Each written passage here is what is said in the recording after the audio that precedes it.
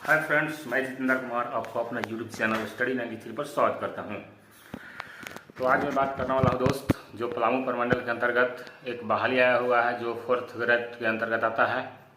उसका यानी last date आज है, शायद हमको जहां तक याद है 13/6/2025 से फॉर्म स्टार्ट हुआ था और आज यानी 5/7/2025 तक आज उसका आखिरी डेट है। जैसा कि आप लोग ये भी पता होगा कि ओबीसी और जनरल के लिए 250 रुपये का डीडी लग रहा था, डिमांड ड्राफ्ट या पोस्टल ऑर्डर, और ये आपका SC ST हो गया उन लोग के लिए 125 रुपये के लग रहा था।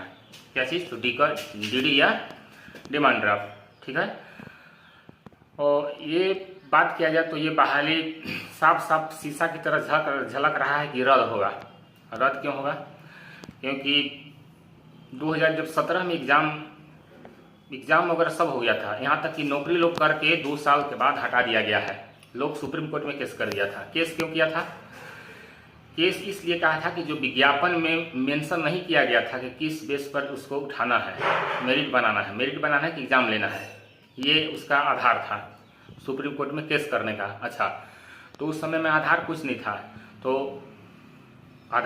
था, तो उस पर सुप्रीम कोर्ट में केस कर दिया गया कि अच्छा, आधार जब नहीं था सुप्रीम कोर्ट में केस करने का, तो फिर वहाँ से बात हुआ आपका क्या चीज़ कि जब मेंशन नहीं है किया गया, मेंशन कहने का मतलब कि विज्ञापन में जब मेंशन नहीं है कि हम किस आधार पर लेंगे, तो उसको में लोग DC के द्वारा एग्ज़ाम कराया गया था 2017 में। तो एग्ज़ाम के थ्रू माध्यम से हुआ था, इसलिए विज्ञापन में न मेंशन होने के कारण ये जो न नोटिफिकेशन था वो रद्द हो गया था। तो नौकरी जो करा था वो भी उसका भी छूट गया।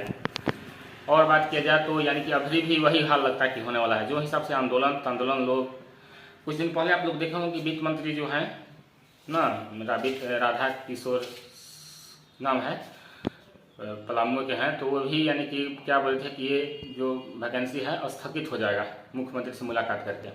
उसके बावजूद भी यहाँ के लोग फॉर्म भरवा रहे हैं। DC फार्म भरा रहे वहाँ तक तो सही है। बात किया जाए तो यहाँ फिर मगर जो जिसका परसेंटेज बेस पर है, क्योंकि देखिए मान आपका तब होता है जब ना सुप्रीम कोर्ट में भी कोई जाता है केस करने, तो मेन आपका नोटिफिकेशन देखा जाता है ना। नोटिफिकेशन में साफ साफ लिखा हुआ है कि 10 क्लास का बेस बना जाएगा, मेरिट आधार पर होगा।